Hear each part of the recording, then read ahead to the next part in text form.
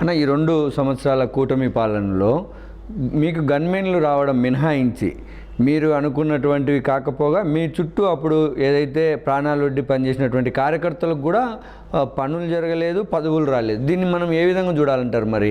అన్న దీనిలో ఒకటి చెప్తేనండి, గన్మెన్ సౌకర్యం కల్పించాలనేది లోకేష్ అన్నకు నా మీద ఉన్నటువంటి వ్యక్తిగత అభిమానానికి, ప్రవీణ్కి ఏదైనా శత్రువుల నుంచి ప్రాణహాని ఉంటుంది, మన గవర్నమెంట్లో ప్రవీణ్ కాపాడుకోవాలనే ఉద్దేశంతో ఇచ్చింది మాత్రమే.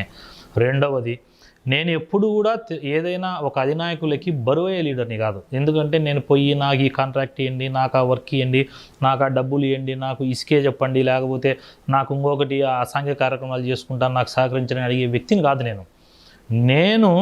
నాకు లోకేష్ అన్న ఫస్ట్ గవర్నమెంట్ రాగానే ఫస్ట్ మీటింగ్ నేను పోతానే ఆయన బాధపడి ఒక మాట చెప్పినాడు. ఏం చెప్పినాడంటే, ప్రవీణ్ నువ్వు కష్టకాలంలో ఉన్నప్పుడు, నువ్వు జైల్లో ఉన్నప్పుడు నేను నీ కుటుంబానికి వచ్చి అండగా ఉన్నా, నీ కుటుంబం నా కుటుంబంలాగా ఇద్దరం కలిసినాం. రెండవది, నాన్నను అరెస్ట్ చేసినప్పుడు రాష్ట్రంలో ఇంతమంది పెద్ద పెద్ద నాయకులు ఉన్నారు, ఏ నాయకుడు కూడా కనీసం నాయన దరిదాపుల్లో లేడు. నాకు విషయం తెలుస్తానే 9 గంటలకు నేను ఈ నుంచి నంద్యాలకు ఊటావుటిన పోయి 10:30 కల్లా ఆయన సార్ దగ్గర కార్వాన్ దగ్గర ఉండి ఆయన అరెస్ట్ చేసేటప్పుడు లాస్ట్ వరకు కూడా ప్రతి విజువల్ చూసుకోండి నేనున్నా.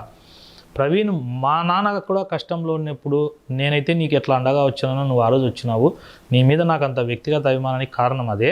అయితే కొన్ని ఈక్వేషన్స్ వల్ల నీకు టికెట్ రాలేదు, నువ్వు 2 సంవత్సరాలు మౌనంగా ఉండు, నీకు ఏదైనా పని ఉంటే నువ్వు ఎవ్వరి దగ్గరికి, జిల్లాలో లీడర్ల దగ్గరికి ఎవ్వరి దగ్గరికి పోవాకు, అన్నగా నేనున్నా, నీకు నా మొబైల్కు మెసేజ్ పెట్టు, నీకు పని చేసి పెడతా. నేను ఏదైనా ఉంటే కనుక ఇన్ఛార్జ్ మంత్రి గారికి చెప్తాను, ఇన్ఛార్జ్ మంత్రిని అడుగు, అక్కడ నీకు పని కాకపోతే నువ్వు డైరెక్ట్ నాకు మెసేజ్ పెట్టు అన్నాడు. రెండవది, నేను పోయి నాకు ఈ వర్క్ ఇవ్వండి, ఈ డెవలప్మెంట్ ఇది నాకు కావాలా పొద్దులకని పోతే లోకల్లో ఎమ్మెల్యే ఉన్నాడు, ఆయనకి నాకు డిస్టర్బెన్సెస్ వస్తే పార్టీకి అది చెడ్డ పేరు. నేను పార్టీకి చెడ్డ పేరు రాకూడదని చెప్పి ఈ 2 సంవత్సరాలు అంచుకొని ఉన్నా, ఇంకా 3 ఏళ్ళు కూడా అంచుకుంటా. కానీ ఏదైనా ఇబ్బందికరం ప్రజలకు జరిగినప్పుడు మాత్రం నాకు ఇక్కడ ఉన్నటువంటి వ్యక్తి ముఖ్యం కాదు. నేను ఈరోజు కూడా చెప్తాను, వరదరాజులెడ్డి అనే వ్యక్తి కానీ, కొండారెడ్డి అనే వ్యక్తి కానీ నాకు ముఖ్యమే కాదు. ఎందుకు కాదంటే వాళ్ళు ఈరోజు పార్టీలోకి వచ్చినా రేపు పార్టీ నుంచి పోతారు, వాళ్ళు కాదు. నేను అసలైన పార్టీ కోసం నిలబడే కార్యకర్తను.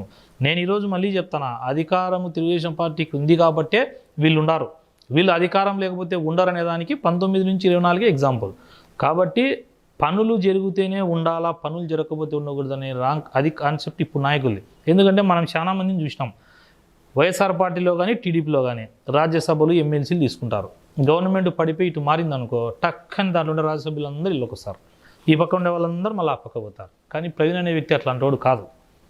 తెలుగుదేశం పార్టీ కోసం మరీ ముఖ్యంగా మళ్ళా చెప్తున్నా, 99% కాదు, ఆ 1% కూడా వద్దు, కానీ 100 చెప్పకూడదు కాబట్టి చెప్తాను, 99% లోకేష్ అన్న మాట కోసం, లోకేష్ అన్న కోసం I am in TDP for only Lokesh అన్న.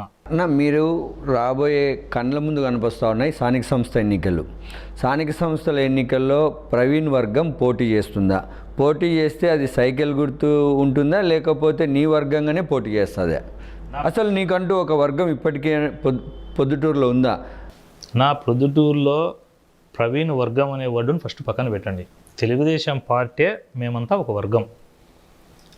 అయితే ఒక డిస్టర్బెన్స్ ఎక్కడ జరిగిందంటే, ఎవరైతే అపోజిషన్లో ఉండి లాస్ట్ 6 నెలల్లో 3 నెలల్లోనో తెలుగుదేశం పార్టీ అధికారం వస్తుందని చెప్పేసి కొందరు వైకాపా కోవర్టులు, వాళ్ళను వాస్తవంగా అయితే నేను తక్కువ చేసి మాట్లాడకూడదు, కానీ వైకాపా నుంచి వచ్చిన కుక్కలు, మళ్ళా చెప్తాను, కొన్ని వైఎస్ఆర్ కాంగ్రెస్ పార్టీకి విశ్వాసం చూపించి అక్కడ బిస్కెట్లు తిన్న కొన్ని కుక్కలు వచ్చి మా పార్టీలో చేరినాయి చూడు, వాళ్ళు ఈడ వర్గాలను పెడుతున్నారు, నేను పెట్టలే.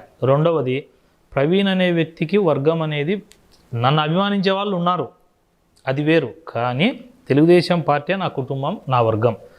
ఇక్కడ నా వర్గానికి టికెట్లు ఇస్తారా, ఇంకొకరి వర్గానికి టికెట్లు ఇస్తారనే భేదాలు మాకు లేవు. దట్టు ఇక్కడ లోకల్లో ఎమ్మెల్యే ఉన్నాడు, ఎమ్మెల్యే కొడుకు ఉన్నాడు, ఎమ్మెల్యేకి సంబంధించిన వాళ్ళు ఉన్నారు, వాళ్ళు రేపు స్థానిక సంస్థలు చూసుకుంటారు. రెండవది, నా వంతుగా పార్టీకి తెలుగుదేశం పార్టీ అభ్యర్థులు ఎక్కడైనా పోటీ చేస్తే తెలుగుదేశం పార్టీ అభ్యర్థులు గెలిచేదానికోసం నా అవసరం ఎంత ఉంటుందో ఆ అవసరానికి చేస్తాను, నేను రెడీగా ఉంటా. లేదు ఒకవేళ ఇక్కడ ఉన్నటువంటి ఎమ్మెల్యే గారికి మాకు ప్రవీణ్ రావడం ఇష్టం లేదు, మేమే చేసుకుంటామంటే రైట్, నేను పులివెందలకో లేకపోతే ఇంకో కడపకో ఇంకా టఫ్ కాన్షియన్స్ ఎక్కడ ఉంటే అక్కడ పోయి ఎలక్షన్ చేసుకుంటా. మీతో తిరిగినటువంటి వాళ్ళు కౌన్సిలర్ కావాలని కోరుకోవచ్చు, లేదా మున్సిపల్ చైర్మన్, వైస్ చైర్మన్, లేదా ఎంపీటీసో జెడ్పీటీసో కావాలని కోరుకుంటూ ఉండొచ్చు. అలాంటి వారిని ఇప్పుడు నువ్వు ఎమ్మెల్యే వ్యతిరేకిస్తూ ఉన్నారని వాళ్ళని వదిలిపెట్టడం కార్యకర్తలను ఇబ్బంది పెట్టినట్టు అవుతుంది కదన్న. వాళ్ళ కోసం మీరు ఏం ఫైట్ చేస్తారని. దీంట్లో మీకు ఒకటి అర్థం కాని విషయం ఏంటంటే, ఎవరైతే 2019 నుంచి 2024 నాతో పనిచేసినారో ఆ నాయకులు వాళ్ళు సర్పంచ్, ఎంపీటీసీలు, కౌన్సిలర్లు అయ్యేదానికంటే నాకు దేవుడు ఒక పెద్ద అదృష్టం అనుకోవచ్చు దాన్ని, లేదా దేవుడు నాకు అలాంటి కుటుంబం ఇచ్చినాడు. ఎట్లా అంటే, అన్నా నీకు సీట్ రాలే, నువ్వు ఎమ్మెల్యే అయినప్పుడే మేము కావాలంటే కౌన్సిల్ అవుతామన్నా, నువ్వు ఎమ్మెల్యే అయినప్పుడే మేము కావాలంటే ఎంపీటీసీకి పోటీ చేస్తామన్నా. ఇక్కడ వాళ్ళ నాయకుల దగ్గరికి మేము పోతే కనుక ఆయన ఎప్పుడు ఎవరు పోయినా కూడా నువ్వు ప్రవీణ్ మనిషివి అని చెప్పేసి పక్కన పెడతాడు. ఆ అవమానాలు పడ్డం మాకు ఇష్టం లేదన్నా, చావైనా బతుకైనా నీతో ఉంటామని చెప్పే ఒక గొప్ప దేవుడు మరి నాకు అలాంటి కుటుంబాన్ని ఇచ్చినాడు. అలాంటి వాళ్ళు ఉన్నారు. ఫస్ట్ వాళ్ళ ఏముందంటే ప్రవీణ్ అన్నని మనం ఎమ్మెల్యే చేసుకోవాలనే దాని మీద ఉన్నారు తప్ప వాళ్ళు ఎవరు నాకు సీట్ కావాలని లేరు. ఒకవేళ 2019 నుంచి 24 వరకు పనిచేసిన వాళ్ళు కన్నా నా దగ్గరికి వచ్చి, అన్న మనస్ఫూర్తిగా మేము ఈరోజు ఈ వార్డు కౌన్సిలర్గా పోటీ చేయాలనుకుంటున్నాము అని అడిగితే లోకేష్ అన్న దగ్గరికి పోయి వాళ్ళకి బీఫాములు తెచ్చిచ్చి వాళ్ళని ఆ స్థానాల్లో గెలిపించుకునే కెపాసిటీ నాకుంది. గెలిపించుకుంటా కూడా వదిలేయను. అయితే నన్ను అడగల. వాళ్ళు ఎందుకు అడగడం లేదంటే వాళ్ళకి నన్ను ఎమ్మెల్యే చేయాలనేది ఉంది. ఒక లీడరు తను కౌన్సిలర్ అయ్యేదానికంటే నన్ను ఎమ్మెల్యే చేయడానికి కోసం ఉన్నాడంటే నిజంగా అట్లాంటి కుటుంబం, అట్లాంటి ఆత్మీయులు నాకు దొరకడం నా అదృష్టం. రెండవది, ఎవరు మళ్ళీ నేను చెప్తానా, బహిరంగంగా మీడియా ద్వారానే చెప్తానా, తెలుగుదేశం పార్టీ కోసం కష్టపడి పోరాడి చేసిన వ్యక్తులు ఎవ్వరు వచ్చి మాకు టికెట్ కావాలన్నా లోకేష్ నా దగ్గరికి పోయి బీఫామ్ తెప్పించి పోటీ చేపిస్తానే తప్ప ఇండిపెండెంట్గా కానీ పార్టీకి వ్యతిరేకమైన చర్యలు కానీ నేను చెయ్యను.